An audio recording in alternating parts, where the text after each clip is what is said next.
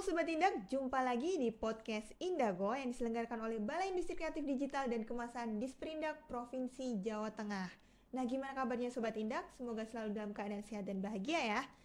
Di episode kali ini nih, kita mau membahas sesuatu yang gak kalah menarik dengan episode sebelumnya. Di sini kita sudah menghadirkan narasumber dari Balai Pengujian dan Sertifikasi Mutu Barang Surakarta. Nah, apa sih yang mau kita bahas? Langsung saja kita kenalan dengan narasumber yang sudah hadir bersama kita. Ada Ibu Farida Fatmawati. Ya, Halo Ibu. sebelumnya saya perkenalkan. Boleh Bu, Ya, silahkan ya. nama saya Farida Fatmawati dari Balai Pengujian dan Sertifikasi Mutu Barang. Kebetulan saya ditempatkan di pelayanan teknis pengujian dan kalibrasi. Saat ini saya sebagai penguji mutu barang ahli madya, Mbak Sasan. Tentunya kita mau bahas apa sih Bu ini hari episode kita pada pagi hari ini? Ya, kita mau membahas kompetensi laboratorium pengujian di Balai Pengujian dan Sertifikasi Mutu Barang Surakarta nih Mbak Sasa. Ya, jadi salah satu dari bidang di BPSMB Surakarta itu ada laboratorium pengujian, laboratorium kalibrasi, kemudian lembaga sertifikasi produk, dan yang baru ini lembaga sertifikasi halal. Oh ya. Tentunya semuanya sudah terakreditasi ya Bu ya. Alhamdulillah sudah Mbak Sasa. Dan khusus untuk laboratorium pengujian ini Mbak, ini sudah terakreditasi sejak tahun 97 Mbak. Jadi nomornya masih kecil, 37 nih Sobat Indak nih. Kan kita mau bahasnya tadi tentang kompetensi laboratorium penguji di BPSMB Surakarta ya Bu ya. Iya. Nah ini gambaran umum mengenai laboratorium pengujian di BPSMB Surakarta seperti apa sih Bu? Sebelumnya ini dulu ya Mbak, definisinya dulu.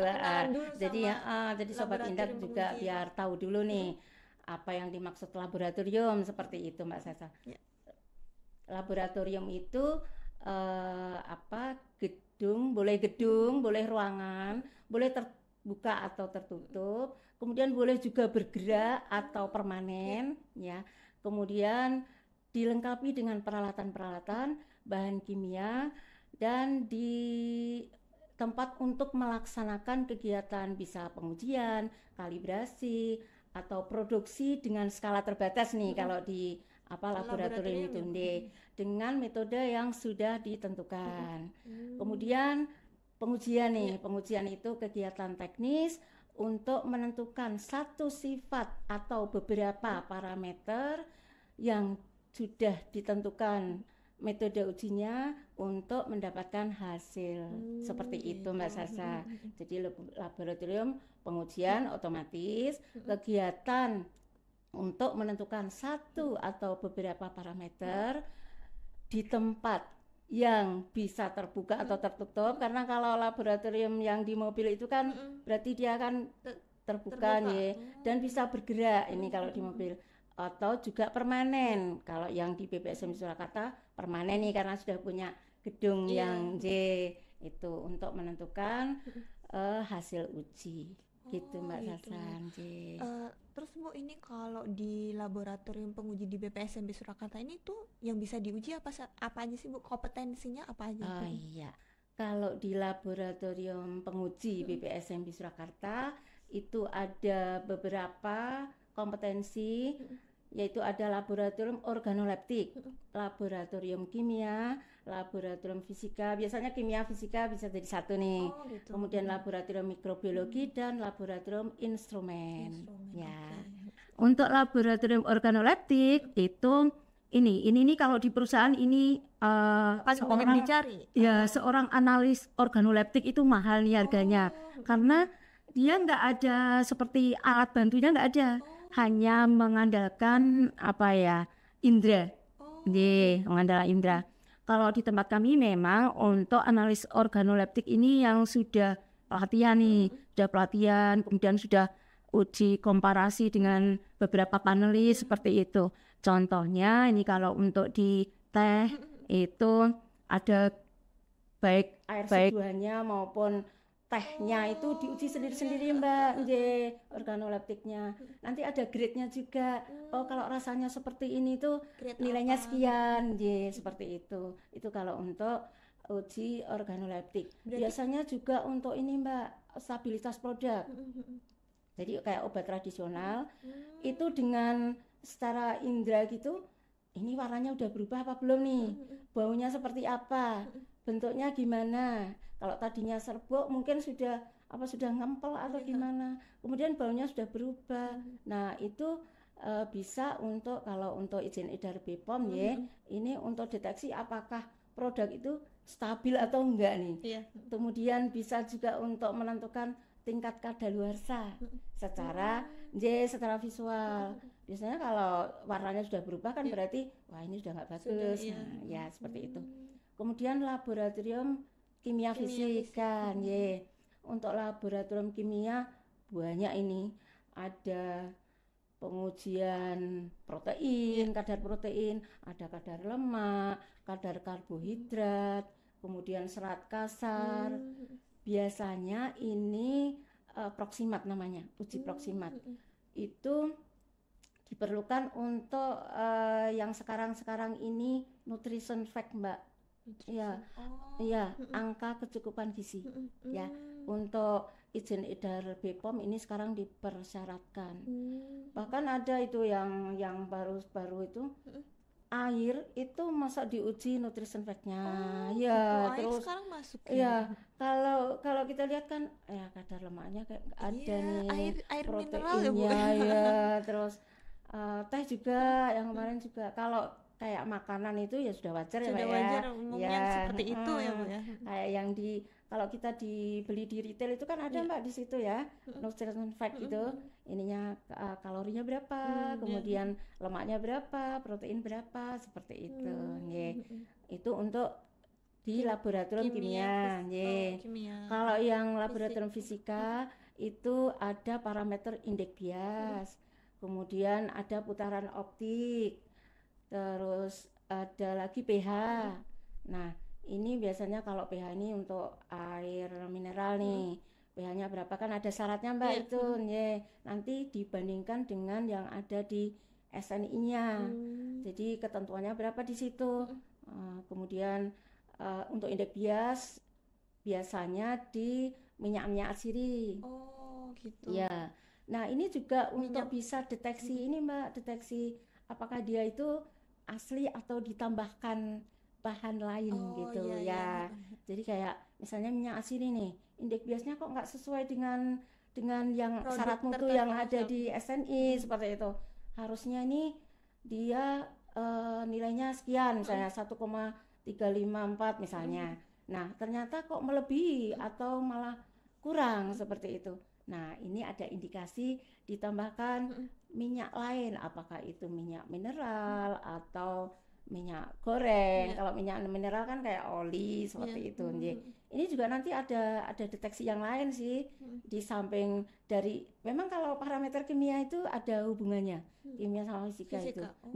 Jadi ketika itu ada ditemukan kadar minyak mineral atau kadar minyak lemak, itu mesti nanti indeks biasnya akan berubah ini. Jadi saling berkesinambungan ya seperti itu.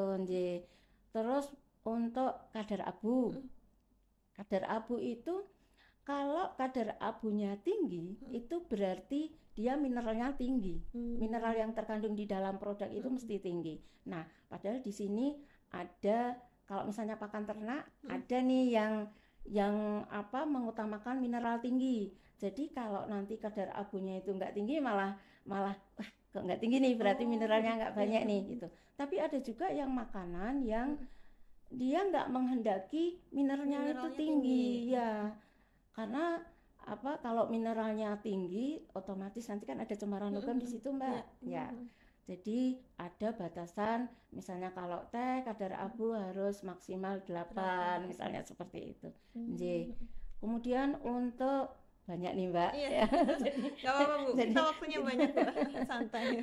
Jadi karena parameternya banyak, jadi di laboratorium kimia dan fisika ini memang paling banyak ini yang diuji di situ. Kalau AMDK itu kan izin edarnya BPOM, tapi kalau kayak sabun deterjen itu izin edarnya Kemenkes. Nggih. Tapi izin edar dimanapun sebenarnya bisa menggunakan layanan uji di BPSMB.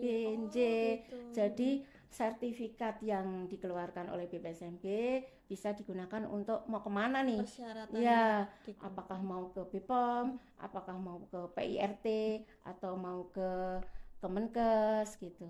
Bahkan ada Kementan, ada Kemenperin gitu. Jadi, kemudian yang selanjutnya Mbak untuk laboratorium mikrobiologi. Ya, mikrobiologi ini kompetensi di kami itu sudah ada banyak juga Mbak. Ada TPC atau ALT itu angka lempeng total, jadi bakteri total. Kemudian ini lebih banyak nih untuk uji kadaluarsa, selalu pakai ini karena akan misalnya nih pelanggan sudah menetapkan kadaluarsanya katakanlah 1 tahun. Nah, secara periodik nanti tiap bulan atau 2 bulan sekali itu pelanggan sudah menyiapkan produknya nih. Jadi kalau dari produksi awal sudah disiapkan, misalnya kalau nanti tiap bulan berarti dia siapkan 12, sudah 12 produk yang nantinya akan diujikan di BPSMB. Gitu. Dan ini harus dipastikan bahwa di sana kondisinya aman. Kemudian parameter mikrobiologi yang lain ada coliform, kemudian ada E. coli, ada Salmonella, Staphylococcus aureus, kemudian Pseudomonas aeruginosa. Nah, ini termasuk bakteri-bakteri patogen. Dan kalau untuk kosmetik itu ada Candida. Ini baru banyak ini Mbak kosmetik untuk izin edar. Karena sekarang juga ini Bu, industri kosmetik di Indonesia sendiri tuh juga sedang berkembang gitu loh Bu. Maksudnya banyak produk-produk baru yang muncul gitu. Ya, dan kalau akhir-akhir ini kosmetik herbal Mbak.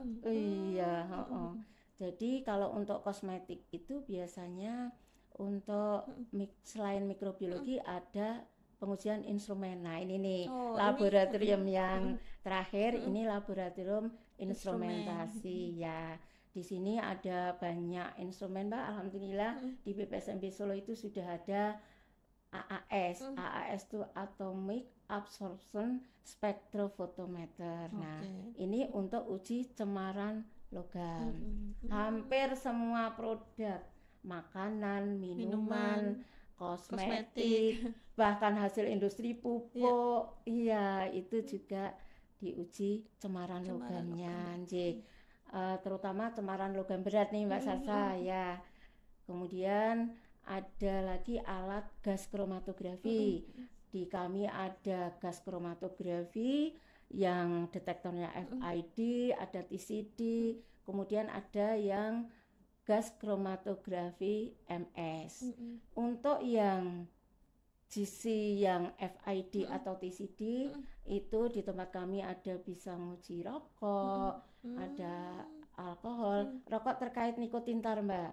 Ya, jadi betul kandungan nikotin tar. Kadar nikotinnya berapa nih? Kemudian tarnya berapa? Seperti itu. Kemudian yang tadi Mbak balik lagi ke gas kromatografi bisa untuk uji alkohol. Nah, ini untuk mendukung lembaga sertifikasi halal. Kadar alkoholnya berapa?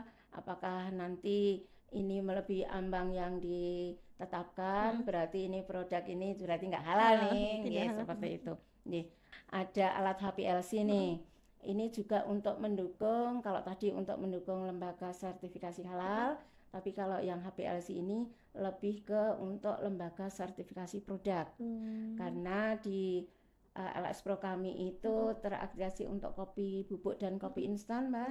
Nah, di dalam kopi bubuk dan kopi instan itu ada kadar kafein Mbak. Ya, di dalam produknya. Nah, itu cara ujinya pakai HPLC Mbak. Kadarnya berapa nanti dibandingkan dengan syarat mutu yang ada di SNI kopi bubuk atau kopi instan gitu. Seperti jadi, itu ternyata pengujian itu juga penting untuk persyaratan dari sertifikasi yang dibutuhkan kemudian gitu ya Bu ya, untuk produk-produk gitu ya Bu. Iya Mbak. Ada juga yang pelanggan itu ini hanya untuk kontrol produksi, jadi Mm-mm. bukan untuk keperluan izin edar, tapi untuk kontrol produksi. Ini juga ada.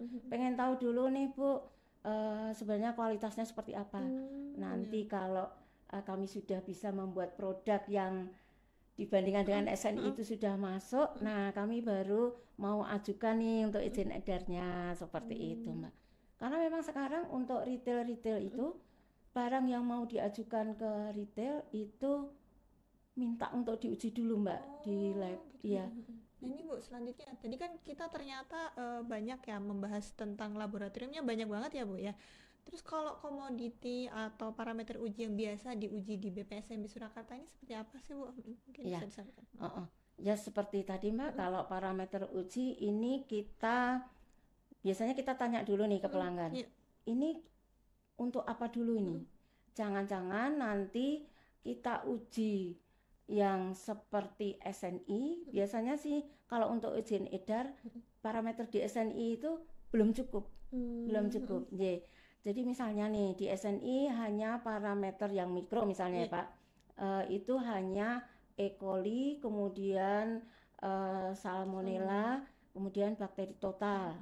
Nah ternyata kalau untuk izin edar itu harus ada tambahan Staphylococcus, harus ada tambahan Pseudomonas, seperti itu Mbak. Jadi sebelum kita terima itu sampelnya, kita tanyakan dulu nih keperluannya untuk apa. Biar nanti sesuai, enggak 2 kali kerja Mbak. Enggak 2 kali kerja atau malah bahkan melebihi dari yang surat ini nggak perlu nih yang parameter ini, seperti itu. Jadi untuk satu komoditi itu Mbak, parameternya bisa beda-beda. Kemudian kalau misalnya teh ada sekitaran 15 parameter, pupuk ada masing-masing sesuai yang ada di SNI itu Mbak. Tetapi bisa juga pelanggan itu hanya mengujikan parameter yang ini dulu, misalnya kayak madu Mbak. Bu, yang penting itu apa dulu Bu? Jadi saya nggak langsung semua parameter yang ada di SNI ini. Misalnya saya hanya mengujikan dulu untuk madu nih, aktivitas enzim diastasenya dulu. Boleh nggak Bu? Boleh, karena nggak ada batas. Memang ada Mbak lab lain yang mensyaratkan ini minimum fee-nya segini nih. Jadi kalau apa namanya, meskipun satu parameter, kalau parameter itu harganya di bawah minimum fee, dia harus bayarnya sesuai minimum fee. Kalau di tempat kami enggak Mbak. Gitu. Iya, hanya yang dibutuhkan dulu boleh ya. Atau langsung keseluruhan untuk nanti misalnya hasilnya bagus, tinggal nanti ini sertifikatnya kami bawa kemana? Boleh ya. Jadi kami enggak memaksakan, enggak memaksakan. Oh iya betul Mbak. Mungkin bisa dijelasin nih Bu, apa namanya alur pelayanan pengujian seperti apa lebih detail gitu ya Bu ya? Karena kan ternyata beda-beda sesuai kebutuhan gitu ya Bu. Betul Mbak Sasa ya. Jadi kalau alur pengujian di BPSMI Surakarta, ketika sampel itu dibawa sendiri oleh pelanggan, jadi kita kaji ulang dulu ini. Apakah analisnya tersedia? Artinya misalnya nih, ternyata analisnya itu baru cuti atau analisnya baru sakit. Nah, berarti kalau ada analis yang lain yang bisa, oke, berarti bisa. Kemudian peralatannya seperti apa? Peralatannya siap, oke. Kemudian reagen atau bahan-bahan kimia yang nantinya diperlukan tersedia atau enggak? Kalau tersedia bisa. Kemudian yang biasanya ini kalau tidak komunikasi dulu, apakah sampel yang dibawa itu memenuhi untuk dilakukan pengujian? Jadi ada persyaratannya iya, juga ya Bu ya? ada nih Mbak. Kita ini untuk dilengkapi dulu seperti itu Mbak. Jadi baik volume sampel yang dibawa atau ketersediaan di lab, apakah semua siap, itu baru nanti kita terima. Itu untuk yang kaji ulang permintaan di penerimaan contoh awal. Nah, pelanggan itu seperti tadi yang sudah saya singgung juga. Pelanggan itu bisa internal dan juga bisa eksternal. Kalau internal bedanya kita kan juga ini Mbak, kita juga punya LS Pro dan lembaga Iya. sertifikasi halal LPH ya. Nah, itu kita anggap juga sebagai pelanggan. Oh gitu. Ya, tapi karena apa namanya masih dalam satu unit Lingkup. kerja nih Mbak, itu apa namanya LS Pro dan LPH itu juga sebagai pelanggan. Kalau itu sudah tahu nih karena PPC-nya dari Iya. kami, otomatis sudah tahu berapa volume sampel yang harus diserahkan ke lab. Biasanya yang untuk pelanggan eksternal ini Mbak yang Berarti harus di kalau kita sebagai pelanggan eksternal ya Bu ya, mending kita konsultasi dulu ya Bu ya sebelum biasanya melakukan seperti pengujian. itu Mbak, per telepon atau bisa dengan WA atau email seperti itu.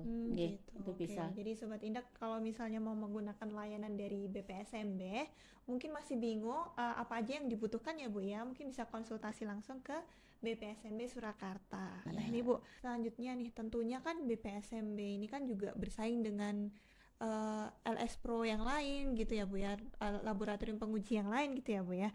Nah ini uh, upaya yang dilakukan BPSMB ini agar tetap kompeten dan juga berdaya saing dengan yang lain itu seperti apa sih Bu? Oh iya, iya Mbak Sasa.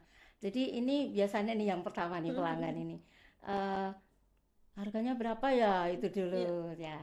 Nah, kami kebetulan kan apa instansi pemerintah nih, jadi untuk harga nih eh, hampir di bawah laboratorium yang lain. Jadi pelanggan kami malah yang ini, Bu, ini kami kalau harga nih masih sangat kompetitif nih BPSMB Surakarta ini. Jadi masih lebih murah daripada yang lain. Kemudian untuk analisnya Mbak, kemudian alhamdulillah di tempat kami ini ada penguji mutu barang yang sudah terlatih, sudah mengikuti diklat di berbagai instansi, kemudian bimbingan teknis juga. Nah, yang selanjutnya untuk peralatan Mbak, peralatan kami juga di samping peralatan yang konvensional masih juga kami dipakai karena ini kalau untuk uji yang kimia biasanya pakai peralatan-peralatan yang kayak Khusus ya. oven, kayak muffler seperti itu. Kemudian peralatan instrumen nih kami selalu update, selalu mengikuti dengan perkembangan zaman dan selalu terkalibrasi. Oke, tentunya alat-alat yang untuk pengujian juga dikalibrasi juga ya Bu ya. Betul, harus Mbak, harus ini. Kemudian untuk ini Mbak, untuk menjaga kompetensi laboratorium penguji BPSMB kami juga mengikuti uji profisiensi. Uji profisiensi itu diselenggarakan oleh penyelenggara yang sudah terakreditasi juga oleh KAN. Kami juga mengikuti terutama untuk komoditi-komoditi yang masuk ruang lingkup. Kemudian ada uji banding juga, uji banding antar laboratorium. Jadi kalau penyelenggara uji profisiensi ternyata misalnya nih Mbak Sasa, tahun ini kok komoditi ini kok nggak ada ya penyelenggara yang mengadakan uji profisiensi. Nah, kami mengadakan uji banding dengan lab lain. Kemudian hasil uji bandingnya itu dievaluasi apakah beda nyata atau enggak, dan alhamdulillah kami selalu masuk. Kemudian kalau misalnya ini kan alhamdulillah ada penambahan analis baru nih Mbak ya. Jadi setelah melalui pelatihan atau BIMTEK, kami juga mengadakan namanya uji komparasi antar analis. Jadi antara yang baru dengan yang sudah senior itu kita uji bareng, nanti hasilnya seperti apa kita analisis secara statistik seperti itu Mbak. Jadi kita harapkan dengan berbagai kegiatan tersebut hasil uji yang kami hasilkan itu, yang kami keluarkan akurat, dapat dipercaya dan tepat waktu. Seperti siap. itu. Tentunya pasti bisa dipercaya, tepat waktu dan itu ya Bu ya. akurat. akurat ya.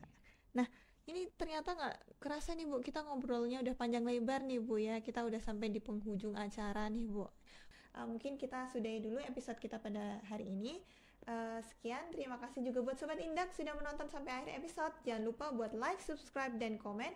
Dan juga aktifin lonceng Indago Jateng supaya bisa tahu ada info dan update menarik lainnya. Sekian, terima kasih. Sampai jumpa.